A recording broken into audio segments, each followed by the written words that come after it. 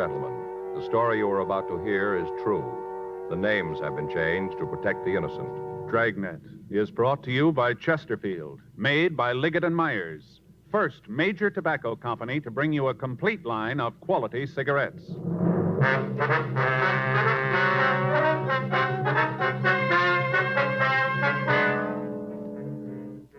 You're a detective sergeant.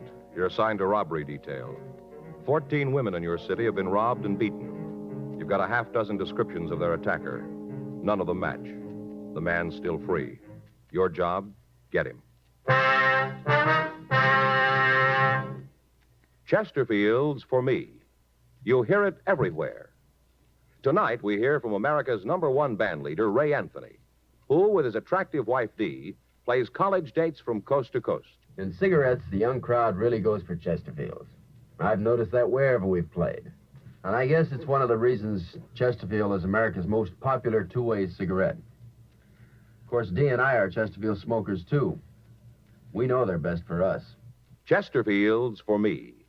You'll hear it everywhere. For the taste you want, the mildness you want, change to Chesterfield. They satisfy millions.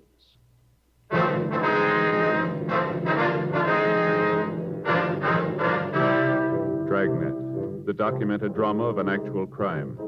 For the next 30 minutes, in cooperation with the Los Angeles Police Department, you will travel step by step on the side of the law through an actual case transcribed from official police files. From beginning to end, from crime to punishment, Dragnet is the story of your police force in action. It was Wednesday, November 26th. It was cold in Los Angeles. We were working the day watch out of robbery detail. My partner's Frank Smith. The boss is Chief of Detectives Thad Brown. My name's Friday.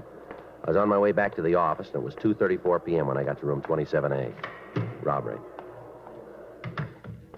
Come on, Joe. Everybody's in the skipper's office. All right. I tagged by R&I to pick up these packages. Anything on them? No, not much. We'll check them out, but they don't look like they're going anyplace. Yeah, go ahead. Joe, Frank, you want to come over here? Yes. Sorry we're late. Don't worry about it. Let's get this thing on the road. All right. You want to settle down? Let's get started. The word's probably gotten to you about why we're here. It's on this purse snatching thing Friday and Smith have got. Things gotten way out of hand. Thief hit again night before last. Victim's at the county hospital in a critical condition.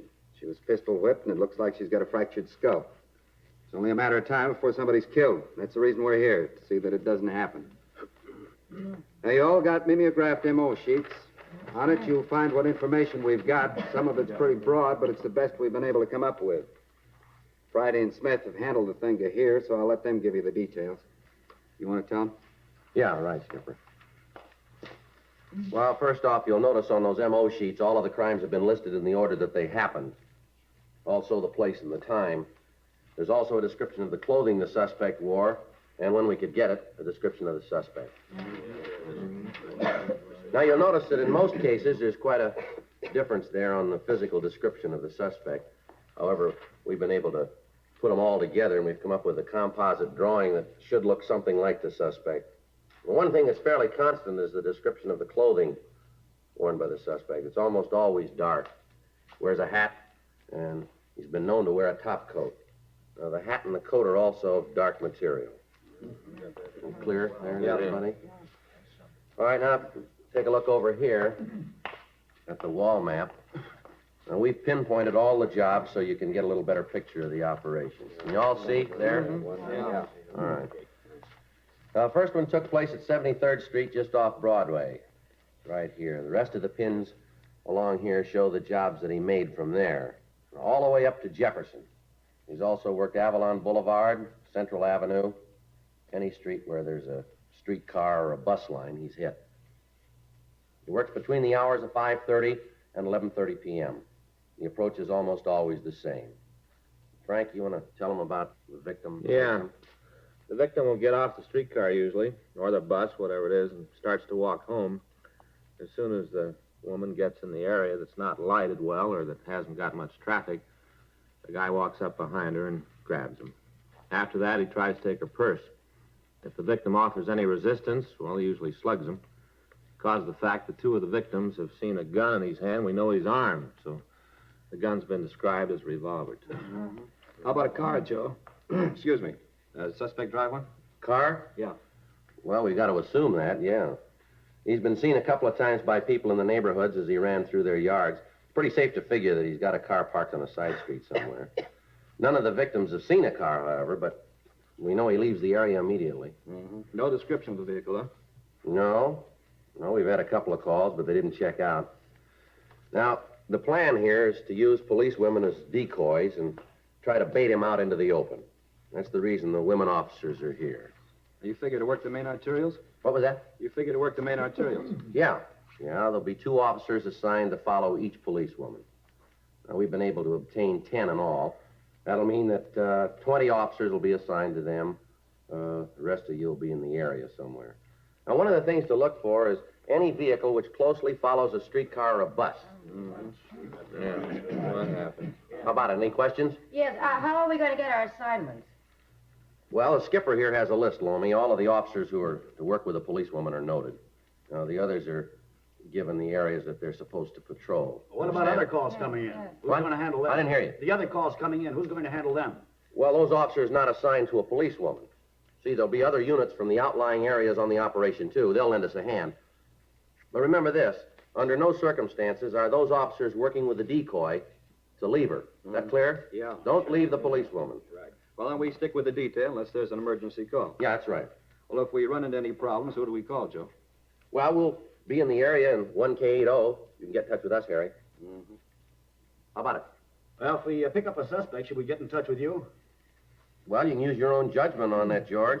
If you think it's a routine pickup, take him to robbery and he'll be processed there. All right. Any more questions? Skipper, anything else? We all know about the days off cancellation. Sorry it has to hit now, but that's the way it's got to be. No one will draw any time till this thing is cleaned up. Right. When Murphy, won't do any good to have your wife call me. You're still going to have to work. That's it. Operation will start tonight and go until the suspect's in custody. Have a happy Thanksgiving. Okay. Well, say, wait a minute. Before you go, the worksheet's on the board outside. You can check it on the way out. You better do that. Right. Is there anything else you need to carry it off? No, it's all there, Skipper. The only thing we can use now is luck. No reason for you to be different. Suspect's had his share. Frank and I left the office and drove out to the area of the operation. The plan was that the police women would board the cars and buses and get off at the points where previous sluggings had not taken place. In the established MO of the suspect, it was noted that he never hit on any street more than once. At 4 p.m. that afternoon, all of the units were in place and the plan was started. During the night, several pickups were made, but no one was apprehended who resembled the suspect. Those people who were detained were processed and they were either booked or released. The following day, Thursday, November 27th, Frank and I checked the reports filed by officers in the field. At 3 p.m., we stopped at a small restaurant and we had a plate of sliced turkey, cold gravy, and some lumpy mashed potatoes. We wished each other a happy Thanksgiving. We went back to Unit 1K80 and cruised the streets marked for surveillance. Another night went by without the suspect hitting. Saturday, November 29th, 11:30 p.m. Frank and I were driving down San Pedro Street at Vernon Avenue. Looks like another one shot, huh? Yeah, it's beginning to shape up that way, isn't it? You figure the suspect knows about the operation? I mean, where we're working? Well, you got as much as I have. Doesn't seem likely. You got a cigarette? I'm out. Yeah. There you go. Thanks. Yeah, I'm gonna give you a light. 66T, Thanks. 27 North La Brea, traffic accident. Faye was sure hacked about Thanksgiving. Well, that figures. That didn't make me too mad. She had the in-laws over. Yeah. Her brother. Huh. One thing about that guy, he can eat more than any 10 people. You know, I've had to sit there and just look at him, and everybody's through, and he's still going strong. Yeah. Nephew was over, too. You know little Sam? You've heard me talk about little Sam. No, I don't think so. Yeah, little Sam. Kid's a monster. Only 10 years old, and he's a real monster. Faye's sister lets the kid do whatever comes into his mind. They say it isn't good to repress him. What? They say it isn't good to repress him. That's what they, repress him. Yeah. I'd like to take him over. I'd repress him. Yeah, I guess you'd do that real good, wouldn't you? 1K80, 1K80. Meet Unit 1K87 at the 300 block, East 51st Street, Code 2. 1K80, Roger. KMA 367. Let's go. Yeah, that's one of the units assigned to a decoy. Think it's a good one? Well, there's one way to find out, isn't there? Yeah. Ask him.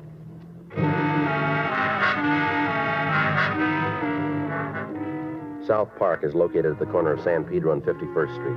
One of the policewomen had gotten off a streetcar at the corner of Main Street and 51st. She'd walked east, and as she passed the park, a man had approached, blocked her progress, and demanded money. The man was pretty drunk, and when the officers following the woman arrived at the scene, he was struggling with a policewoman. He was taken into custody, and we were called. We took the man to room 27A, and from there to the interrogation room. Physically, he matched the description of the suspect as we'd gotten it from the victims. 12:15 a.m. That's the dirtiest thing I ever heard of, putting me in here like this. All right, what's your name? I don't think I'm going to tell you. Let me see your wallet. There's nothing in there. No juice. Empty your pockets on the table. Did you have a copy of the L.A. phone book? Come on, mister, around empty here? your pockets, will you? All right. Come on, everything. How about your wallet? Hey, young man. No juice. Take the money out. I told you there's no juice. No money in the wallet? No. All right, how about it? This your true name, Victor Nathaniel Roberts? You think I use alias? Now, don't huh? be smart. Where do you live? Well, I have no pad. Where you been sleeping? Wherever I can. You got a job? What? Do you work? No. You ever hold a job? Nope. Never had a job. Can't remember one. What were you doing on 51st Street tonight? Oh, I was just looking around. At 11:30 at night? The sun hurts my eyes. All right. I was just walking along the street when this young woman stopped me. She stopped you. She tried to pick me up. That girl was a policewoman. You're telling me. Now, what were you doing out there? I'm never going there again. Ever been arrested? I am now. Before. I'll tell you the truth. Yeah, you do that. I have. Where? Oh, all around. What were you arrested for? Bag. Have you done time in California? Come on, have you done time in California? Have you? Yes. I'll check the record, Joe. All right. Is he going to look me up? What's that? I say, is he going to look me up? He's going to check your record, yeah. Officer, you mind a little constructive criticism? Now, you listen, mister. Your funny time's running out here. You must feel a little sneaky about this whole thing, don't you? What's that? I mean, this whole business about the policewoman. Don't you think that's going too far? How long you been in Los Angeles? Oh, sometime this year. What do you mean by that? Oh, checked in about a year. What? I said I checked in about a year. A year ago, you mean? Yeah, about a year ago. Well, if you haven't got a job, how do you manage to live? Haven't got a little drink, have you? Joe. Yeah. See you a minute. All right. You sit still. What do you got? Checked R&I, got the word on Roberts. Yeah, what about him? It's been tagged 67 times for drunk. All in L.A.? Total's 92. Doesn't look like he's our man, though. Why? Well, he's been in Camarillo for the last 3 months.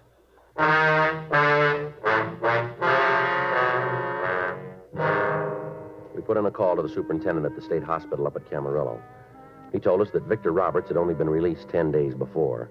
He'd spent 3 months undergoing treatment for alcoholism. The suspect we were looking for had been working for the past 2 months. Roberts was booked in at the main jail on the charge of violation of Section 4127A LAMC. During the time we'd been working on the case, all known purse snatchers had been picked up and interrogated. Runs by the stats office had been made, and the names they gave us had been checked out. Locals and APBs were gotten out, carrying the description and the MO of the suspect. The leads that came in were followed up without result. Informants were questioned, and George Brereton up at CII in Sacramento furnished us a list of possibles. All in all, over 100 people had been questioned. In the course of the investigation, several other cases were cleared, but our prime suspect was still free. Meantime, the operation continued. Each night at 4:30 p.m., 10 policewomen would board streetcars and buses in the area. 10 police cars carrying 20 officers would follow them.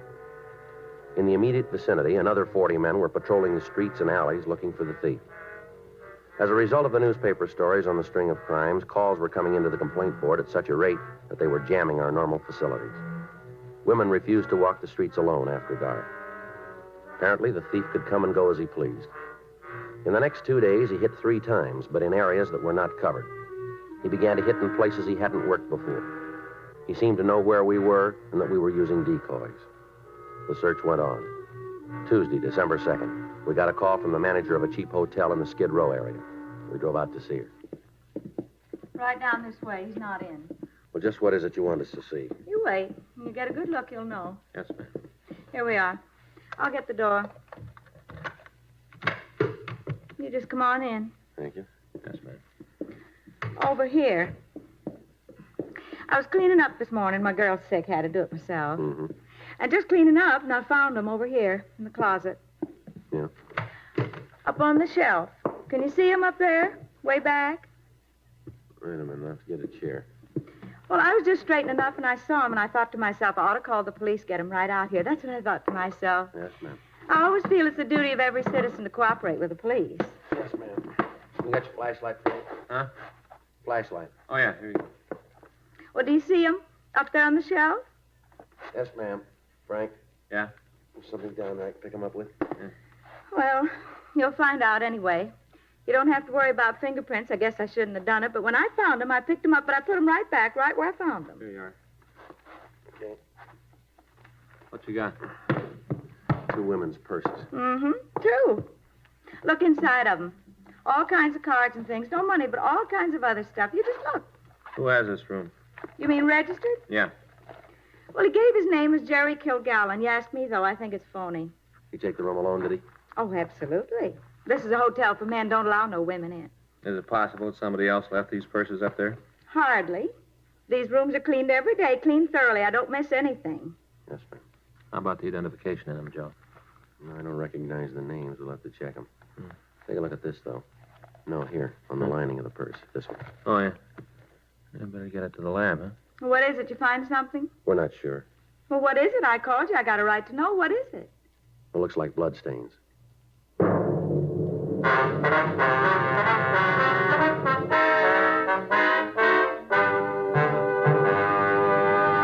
You are listening to Dragnet, the authentic story of your police force in action.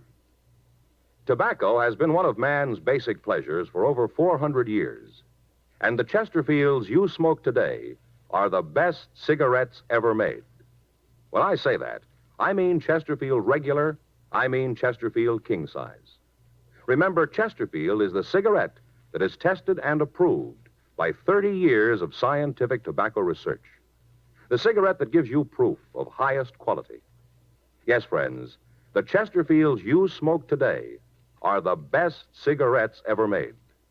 For the taste you want, the mildness you want, change to Chesterfield. They satisfy millions.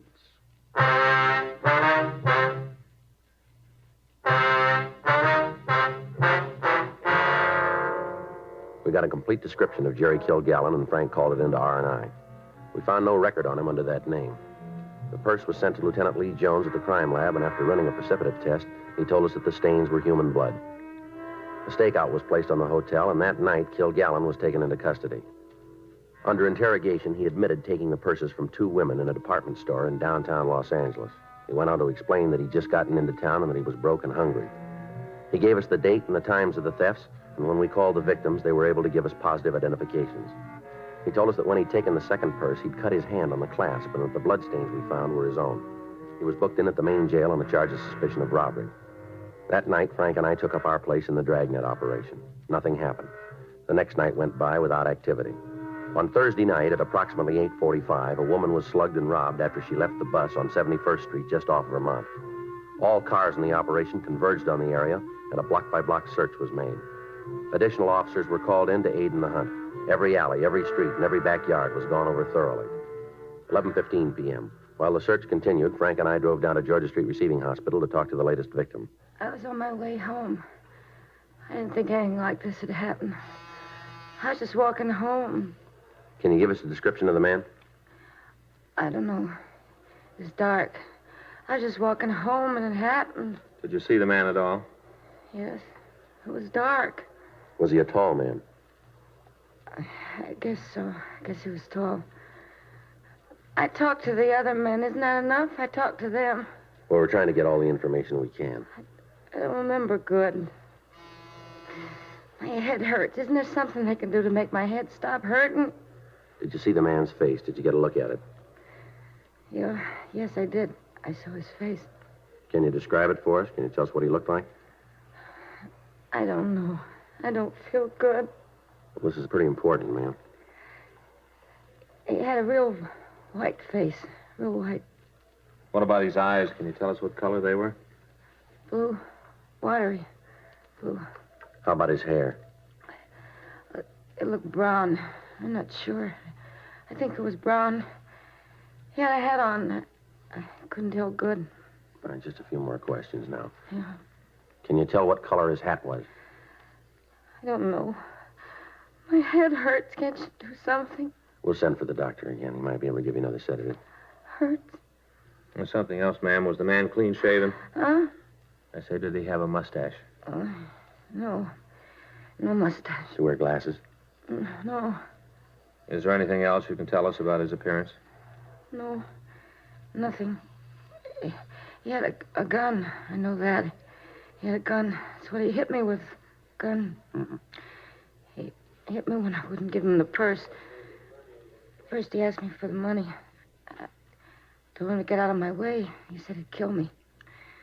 And he hit me on the head. Hit me as hard as he could. All right, ma'am. Now, is there anything else you can tell us that might make it easier to identify him? No, nothing. I told you everything I know.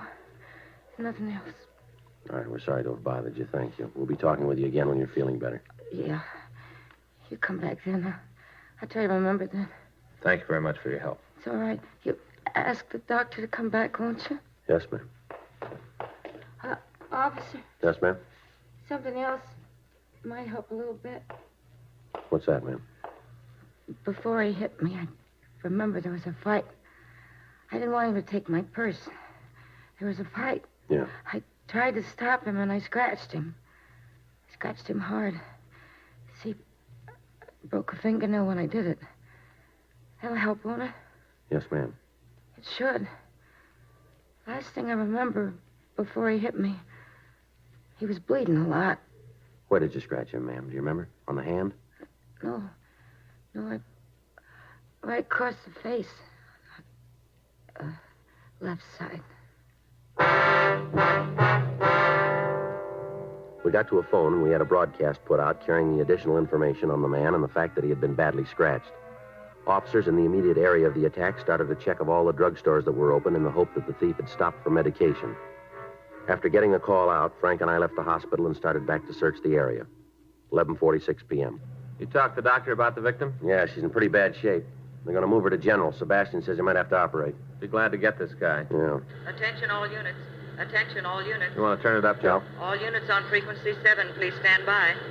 All units in the vicinity of the 100 block on West 29th Street. Officer needs help. Special attention 1K80, code 3. Lean on it. Right. All units in the vicinity of the 100 block on West 29th Street. Officer needs help. Special attention 1K80, code 3. Frequency 7, clear. I'll call in. 1K80 to Control 1. Acknowledging the call to the 100 block on West 29th Street. KMA 367.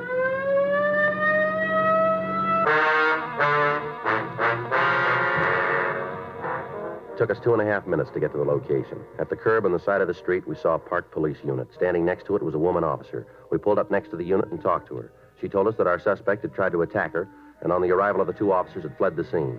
At that moment, Officers Sluter and Murphy were in pursuit. While Frank got additional information from the policewoman, I went back to the car and got on the radio. 1K80 to Control 1. 1K80 to Control 1. Control 1 to 1K80. Go ahead. Suspect is now on foot being pursued by two plainclothes officers through backyards in the area of West 100 block between 29th Street and 30th Street. Dispatch units to block intersections of Broadway and 29th Street, Broadway and 30th, Broadway and 28th Street, Broadway and 27th, intersections of Main and 28th, Main and 29th. Main and 30th Streets. Main and 27th Street. Control 1 to 1K80. Roger. KMA 367. I got the story. You set? Yeah, let's go. Policewoman says they're headed west. Through the back of the house down there. All right, let's move. Attention all units. Attention all units. 1K80. Policewoman says reports the suspect ducked into a in driveway. robbery That at one right up there. 100 All right, take it easy. Right. West 29th Street, now being pursued. Looks like we got a live one this time, huh? Well, let's hope we can keep him. In the backyard pull up here. between 100 block 29th Street and 100 block West 30th Street. 1K82. Block the intersection. Flashlight's over there, Joe. Let's take a look. You see who it is? No. Duck back behind the garage. Come on. Sluter, what do you got? He's back there. Murphy's with him. You guys all right? Yeah. All right, let's take a look. You want to call an ambulance, Frank? Right. How is he? Well, you better stop Frank. Yeah. Tell him to cancel that ambulance. He opened up first, Joe. Murph and I gave him every chance. Well, that's more than he gave those women.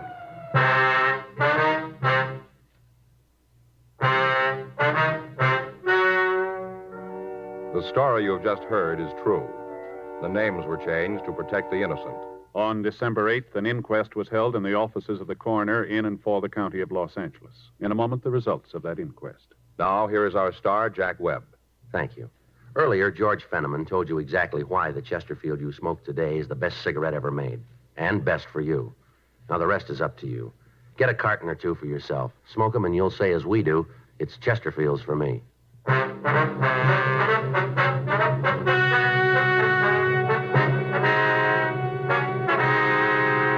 At the inquest, the coroner's jury returned a verdict that the suspect, Kenneth Neal Stewart, died as a result of gunshot wounds inflicted by police officers in the line of duty.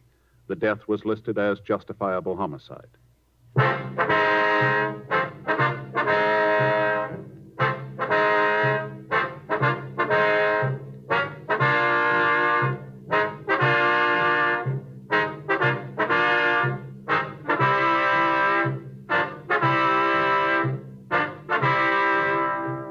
You have just heard Dragnet, a series of authentic cases from official files. Technical advice comes from the Office of Chief of Police W.H. Parker, Los Angeles Police Department. Technical advisors, Captain Jack Donahoe, Sergeant Marty Wynn, Sergeant Van Sprasher. Heard tonight were Ben Alexander, Vic Perrin, Vivi Janis, Herb Ellis. Script by John Robinson. Music by Walter Schumann. Hal Gibney speaking.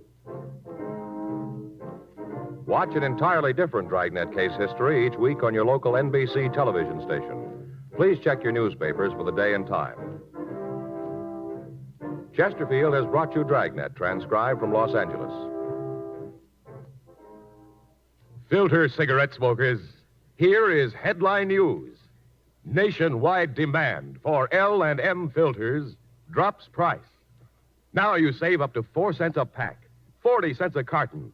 Now everyone can afford America's highest quality and best filter tip cigarette. Remember, only L&M's have the miracle filter tip containing alpha cellulose. You get much more flavor, much less nicotine. Buy L&M filters, the distinctive monogram cigarette at the new low price. L&M filters.